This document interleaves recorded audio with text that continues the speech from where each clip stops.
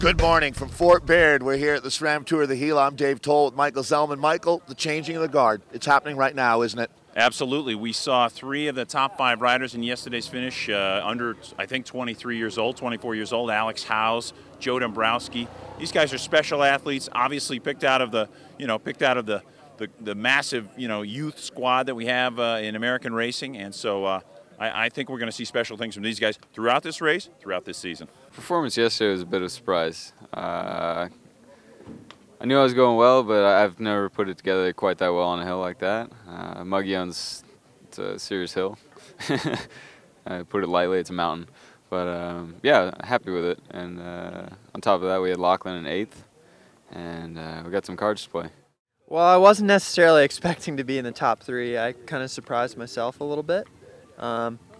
Really, I was just sort of hoping to climb well. Like, the team was protecting George and I for the last climb, and I wasn't sure exactly how it was going to go. It's really only had about 3 race days so far this year. I crashed out of the first day of Redlands, and then just haven't really raced much since. So it was kind of a mystery, but it turned out pretty well.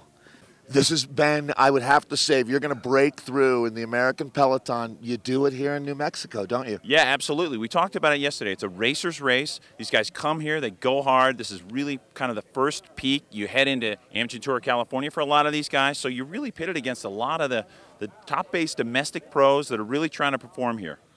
Michael, the winner today in the men's and women's race, do they finish the race alone?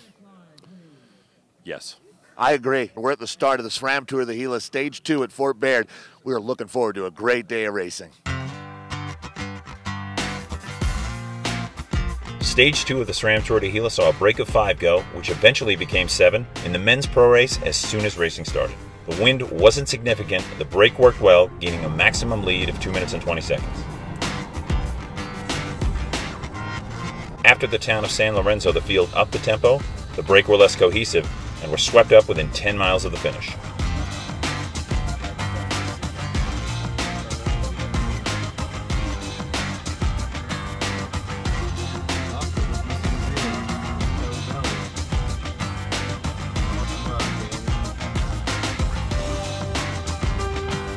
The field came in together, which set up for a sprint finish, won by Bissell's Frank Pitt.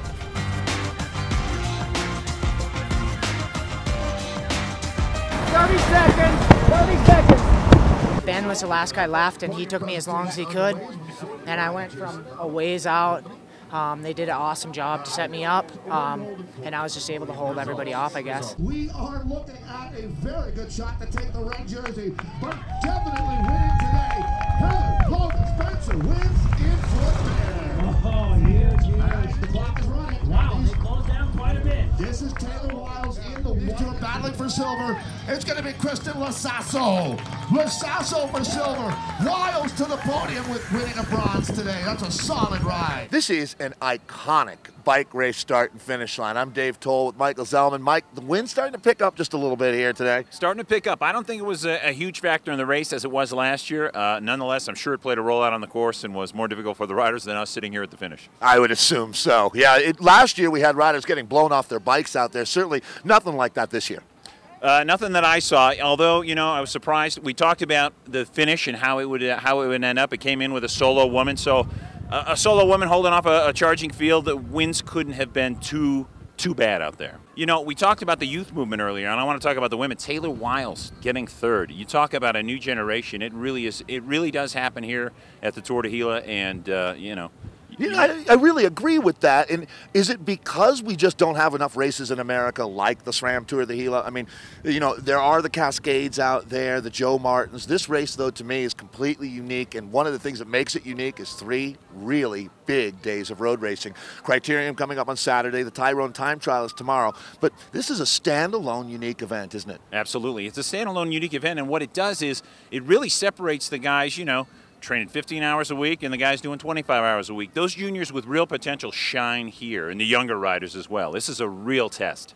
These windy conditions are certainly going to make things challenging. What has SRAM got new on the time trial bikes these days? That's a great question. We've got the 990 aero brake lever, and that 990, what it has is a 2mm Allen key. You loosen it up, you spin the lever, and it releases cable 1mm at a time to open the brake levers up. So these complicated integrated brake levers that are on a lot of time trial machines that you have to take lots of tools and things to make a simple adjustment to remove a wheel. Takes seconds now. A 990 Aero brake lever. I can imagine there's mechanics all over the world that are awfully happy to hear about that. Absolutely. We're about to go public. I mean, we launched it at Ironman this year, but we're going to go a little more public with it in a few weeks here. All right, well, we're looking forward to tomorrow's time trial. Today, another great day of racing here in New Mexico. Thanks a lot, Michael. Thanks, Dave. And once again, Frank Pipp, your winner of the day. Anibal Barajo in second, and Francisco Mancebo. Heather Logan Spranger, Kristen Lasasso, and Taylor Wild. Your top three on Stage 2.